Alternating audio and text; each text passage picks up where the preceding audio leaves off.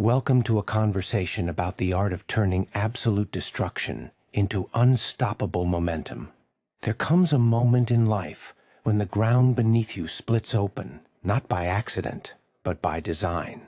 A moment when people you trusted decided to test your limits, test your strength, and see just how far they could push you into the dark. They brought fire to your doorstep, expecting to watch you burn. But what they failed to realize is that some people aren't made of wood. Some people are made of iron. If you are listening to this, you didn't collapse. You didn't stay down in the ashes, begging for mercy or demanding an explanation. Instead, you did the most dangerous thing a person can do when faced with cruelty. You stayed quiet, you paid attention, and you re-engineered yourself from the inside out.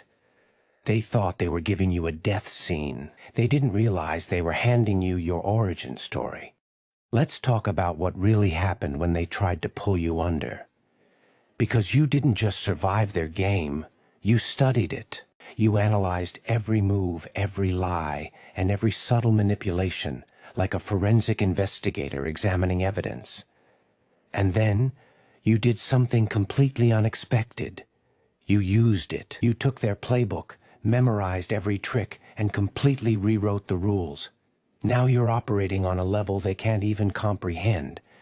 Here is what small minds never understand about resilience. You weren't trying to win their game. You were learning the structure so you could build your own empire.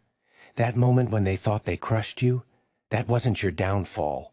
That was your awakening, your activation, and your evolutionary trigger. When they betrayed you, they thought they were exposing your weakness. But in reality, all they did was reveal themselves completely.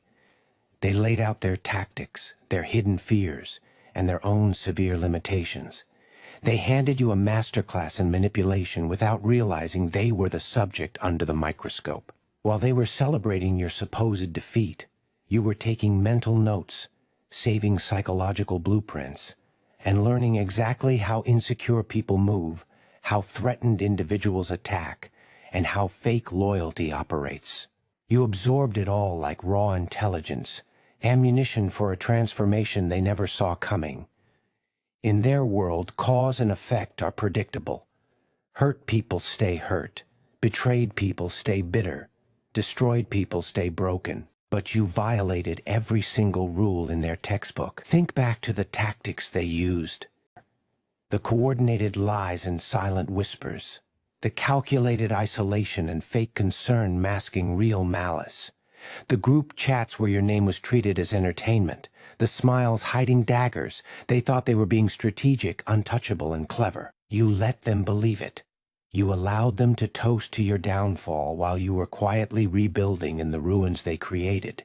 They underestimated your intelligence, your situational awareness, and your capacity to convert raw pain into absolute power. And that was their fatal mistake. Now, you aren't just recovered.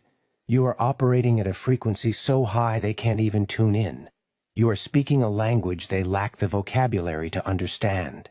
Every time they try to figure out how you pulled this off, their brains short-circuit because your transformation defies their entire understanding of human behavior. By trying to break you, they forged you into something unbreakable. They tried to isolate you and accidentally taught you self-sufficiency. They tried to humiliate you and accidentally taught you how to move without fear.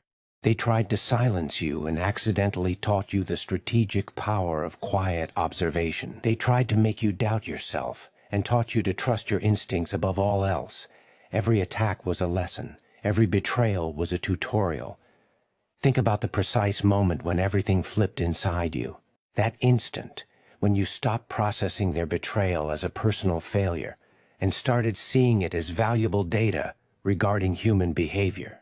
That shift occurred the moment you stopped asking, "Why did they do this to me?" and started asking, "What does this reveal about how threatened people operate?" That transition from an emotional victim to an analytical observer was your ultimate power move. Most people stay trapped in the loop. They replay the trauma, seek closure, beg for apologies, and demand answers from people who lack the self-awareness to give them. You bypass that noise entirely. You realize that analyzing why small people do small things is a waste of time compared to learning how to ensure they can never reach you again. You studied their patterns, their triggers, and their tactics. Armed with that knowledge, you became untouchable. You can now spot performative loyalty and fake friendships from miles away. You know which compliments carry poison and which alliances are purely tactical. You lost your tolerance for manipulation, your patience for disrespect, and your naive belief that everyone deserves access to your energy. They burned away everything in you that was soft, naive, and overly available to abusers. What remained in the fire was sharper, clearer, and far stronger. If behavioral scientists were to analyze your journey, they would point to post-traumatic growth on an extraordinary scale. It's the rare phenomenon where extreme adversity acts as rocket fuel for personal advancement. You engineered this evolution. It wasn't luck, and it wasn't an accident. You chose the harder path, the long game. You realize that revenge is temporary, but evolution is permanent. Revenge gives you a brief moment of satisfaction, but evolution gives you a lifetime of peace. Look at the mechanics of what you accomplished. 1. Emotional regulation. You didn't collapse or make impulsive decisions driven by rage. You stayed contained and strategic. 2. Cognitive reframing. You refused to accept their labels or internalize their version of events. You rewrote the narrative in real time. 3. Boundary fortification. You closed the door permanently. No room for second chances. No falling for performative hoovering attempts. You amputated toxicity with surgical precision. 4. Energy conversion. You funneled your anger and pain directly into personal competence, skill development, and self-mastery. 5. Self-generated closure. You didn't wait for an apology or public vindication. You gave yourself closure through deep self-understanding and total release. When they look at you now, they don't see a victim seeking revenge. They see total indifference. And indifference is far more devastating to a manipulator than hatred ever could be. Hatred tells them they still matter, that they still occupy space in your head, and that they still hold power over your emotions. But indifference?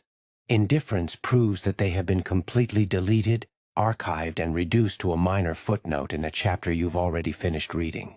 They are left replaying the past, explaining their side of the story, and trying to justify actions that ultimately failed to stop you.